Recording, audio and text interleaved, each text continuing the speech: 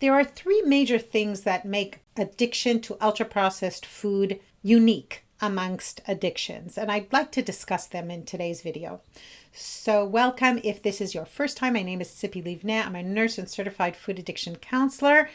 And in this video, I really want to talk about the three major things that make ultra-processed food addiction unique amongst other addictions. So the first thing is that we all need to eat. And the truth is that, we need to eat, but what do we eat? This is one of the things that was really a cause for discussion, much discussion in the professional community that treats food addiction, because we were calling it food addiction, but then people say, but you need to eat. Yeah, you do need to eat, but you need to drink too. You can't live if you don't drink, but you don't need to drink every single kind of beverage there is on the market. And especially like alcoholic beverages, right? You don't need to drink alcohol in order to survive, even though you do need to drink. So yes, you do need to eat food to survive, but you don't need to eat all foods. And that was where the consensus came up about ultra-processed food addiction, because it is clear to everyone, there's a consensus to everyone that you do not need to eat ultra-processed foods to survive. And not only do you not need to eat them, but more and more research is coming out about the harmful effects of ultra-processed food addiction. So that's the first thing. The second thing but it's like the same thing. Sex is a basic need. But there's a difference between healthy sex between two partners that love each other as part of the expression of their love for each other, and between, hardcore pornography. But that's the other thing, like where is that line, right? So that's another thing that makes it unique about food addiction, is that there's a lot of nuances around that line between eating healthy and taking care of your body's needs and, eating for energy of life, which means physical and emotional and spiritual and mental energy. We eat for all our energies, not just physical energy, between using food like a drug. And for different people, that line is in different places. And that's another thing that makes it truly unique, because it is a very individual thing. And this goes into, I think, the second thing about the uniqueness of ultra-processed food addiction, is that when it comes to food, we could call it, on the one hand, a substance addiction, and on the other hand, also a process addiction. So a substance addiction, the classic one of them would be drug addiction or even alcohol addiction, where it's really the actual drug itself which causes the cravings and the loss of control, and eating even though it's, and using it even though it's harmful, etc., all those 11 criteria that the DSM, the American Psychiatric Association, has deemed positive for addiction. So you have the actual substance, and then you have some addictions that are called process addictions. The classic one for that would be gambling.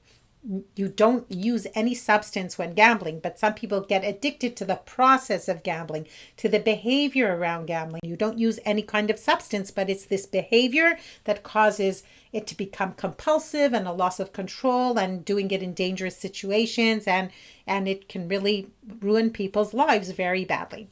My team and I make a huge effort to consistently put out high quality videos to help you on your way to health. If you're getting value from these, you can help us reach more people by liking, sharing, and commenting on this video. Thank you. With ultra-processed food addiction, it's both. We have the ultra-processed foods, right? It's very clear that pizza or ice cream or chocolate are addictive, and lettuce is not, and kale is not, and chicken breast it really isn't either. But then we also have the process. We have a lot of eating behaviors that can cause people to lose control.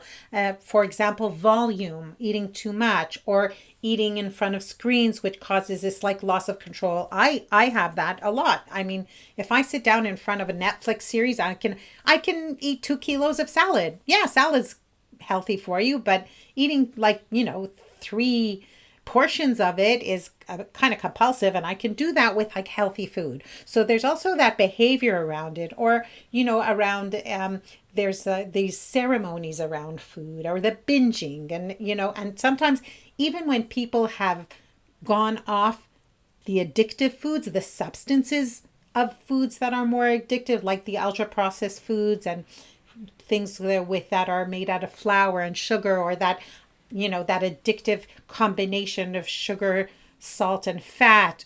Some people are addicted to fatty foods and not sugar. So there's a lot of nuances also around the substance itself, and also around the process addiction, the process side of ultra processed food addiction. And that makes it unique as well. And then there is the other thing, which is, as I said, it's about that this is also like that line between where is it using and where is it healthy eating is very different for very many people. So I'll give you an example. Some people maybe cannot have ultra processed foods, but they also can't have natural healthy foods that are fatty foods, because the fat triggers some kind of a loss of control in them. Or, for example, some people can tolerate nuts and they can eat it just fine, and some people cannot. And many times there's even these foods that are really considered healthy foods, but some people, for them, it becomes, it's like a substance for them. So this is one of the reasons why I think when it comes to ultra processed food addiction, because there are so many really unique factors behind this, where it's like sort of this basic need to eat, which has sort of gone like Frankenstein story, like that has become due to our environment, not because somebody is weak-willed or anything like that, but our environment is such that sometimes it becomes like this like monstrous thing that causes harm instead of promoting health and life.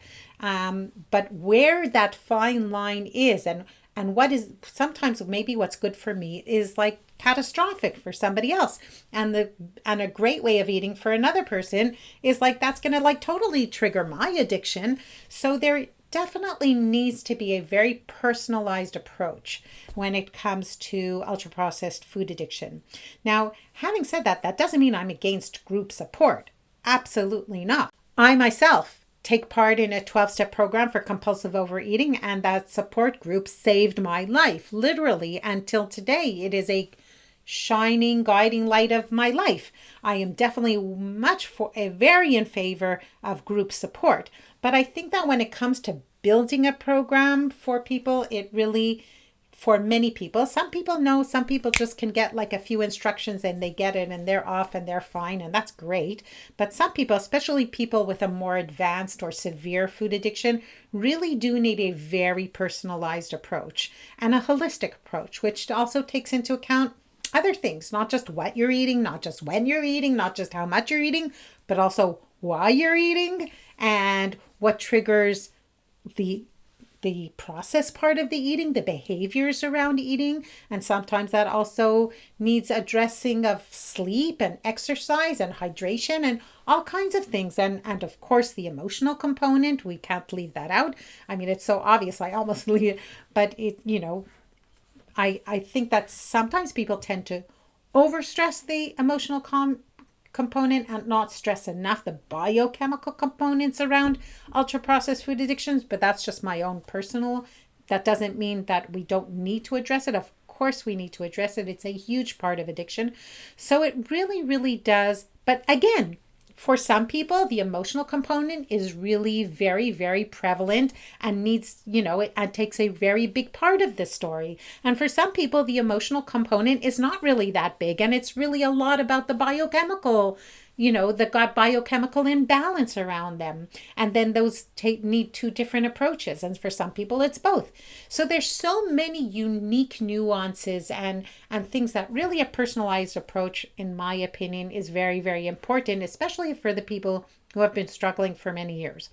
So this is my, food for thought for you today. And of course, the sugar-free recovery program that I created is a one-on-one program where it is to build that individualized approach.